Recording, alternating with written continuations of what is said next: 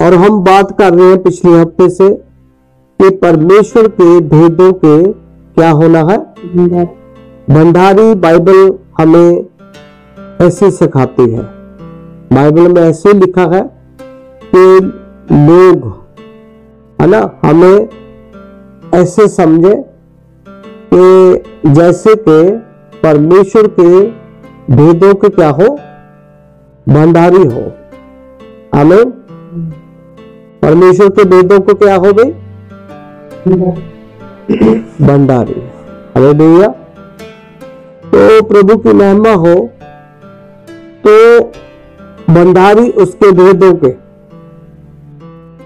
इसका मतलब यह है कि उसके भेद जो है वो प्रभु के वचन में है। जैसे वचन में लिखा है कि पहले उसके राज्य और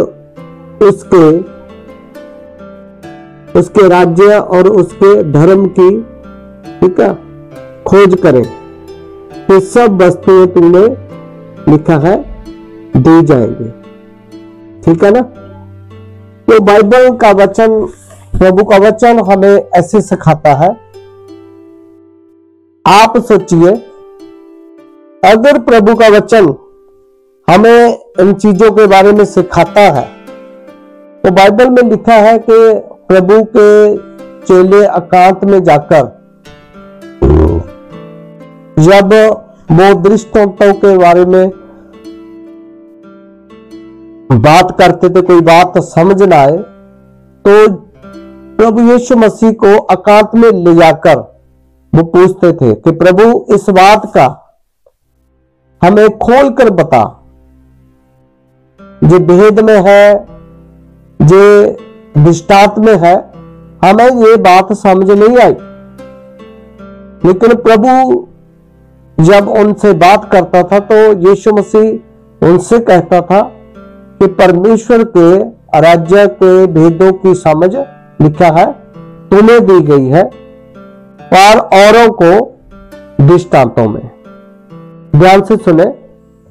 इसका मतलब बाइबल दो प्रकार से लोग जानते हैं और समझते हैं। कुछ चुनिंदा लोगों के लिए बाइबल खोलकर बात करती है और कुछ उन लोगों के लिए जो सिर्फ बुलाए गए हैं, उनके लिए बाइबल दृष्टांतों में ही बात करती है। आमीन। हालेलुया। तो प्रभु का धन्यवाद हो इन सब चीजों के लिए। जैसे जैसे प्रभु का वचन बता रहा है कि दृष्टांतों में ये वचन उनको समझ आएगा किस चीज में, किस हिस्से में, किस बाइबल के अकॉर्डिंग और उस वचन के अकॉर्डिंग जो कि प्रभु ने कहा, बोल दिया कि औरों को ये और यानी कि कौन है, और यानी कि वह व्यक्ति नहीं जो कि प्रभु के ऊपर विश्वास ना करते हो। क्योंकि अगर बाइबल अन्य जाति के बारे में बताती है तो वो तो बाइबल नहीं पढ़ते। तो बात किन लोगों के लिए है? ये बात उन लोगों के लिए है जो लोग यीशु मसीह के ऊपर क्या करते हैं, विश्वास करते हैं। क्या करते हैं भाई? विश्वास करते हैं। इसका मतलब वो बाइबल को पढ़ेंगे कौन? जो यीशु मसीह के ऊपर क्या करते हैं, विश्वास करते हैं। वो बाइबल को पढ़ेंगे, पर उनके लिए बाइबल जो है वो कैसे समझ आएगी, कैसे उनको पता चलेगा?